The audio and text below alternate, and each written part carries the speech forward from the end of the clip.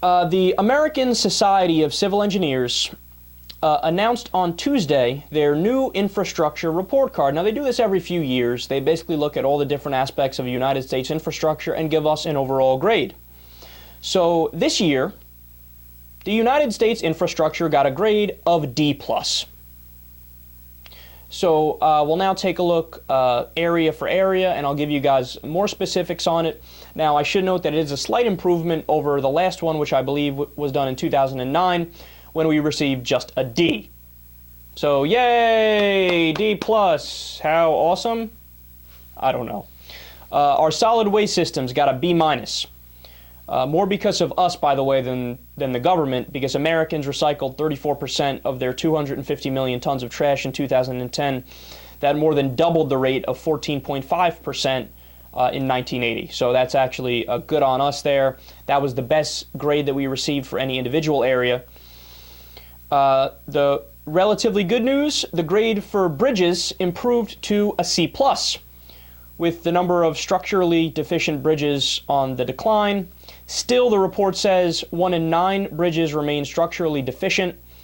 Rail also improved to a C+, with Amtrak recording its highest ridership level ever in 2012, thanks in part to federal investment in tracks, bridges, and tunnels.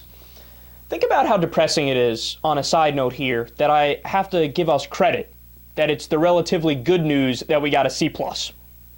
Could you imagine saying that about, like, your kids, for example? Yeah, little Jimmy got a C+ in physics. He's got a real bright future. The next Stephen Hawking, let me tell you. Then when you go to our energy grid, it starts to look pretty pathetic. We get a D+ because our energy grid is way outdated. Levees and waterways get a D-. Many portions of inland waterways have not been updated since the 1950s.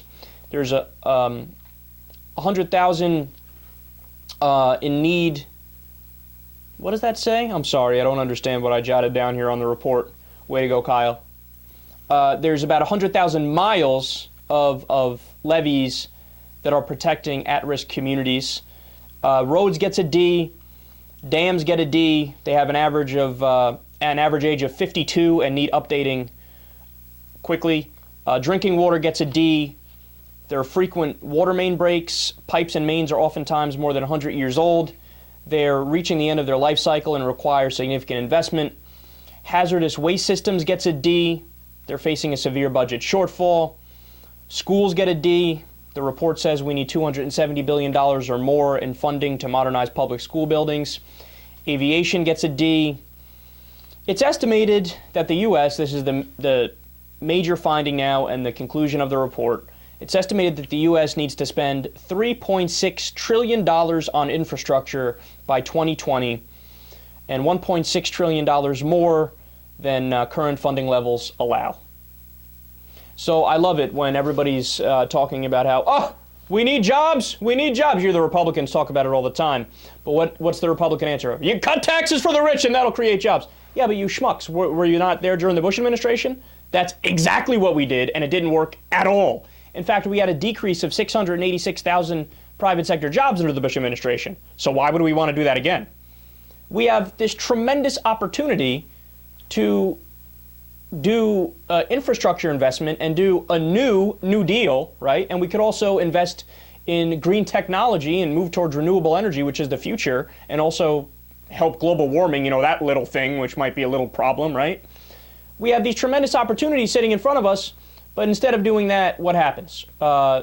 Under the Democratic Senate, Democratic president, since they don't know how to fight, and the loudmouth Republicans, we're doing austerity, and we're moving in the wrong direction. You know, when the next job report comes out, and you see some of the impacts of the sequester, and unemployment ticks back up, and we lose between 750 and 1.2 million jobs, depending on which economist you believe in terms of the effects of the sequester, then will people learn and think, hey, wait a second, should we invest in infrastructure?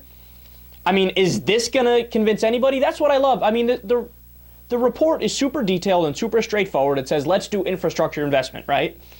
But is anybody going to learn from this? Are our politicians actually going to pick it up and say, all right, that's a great idea. I'm proposing a bill tomorrow.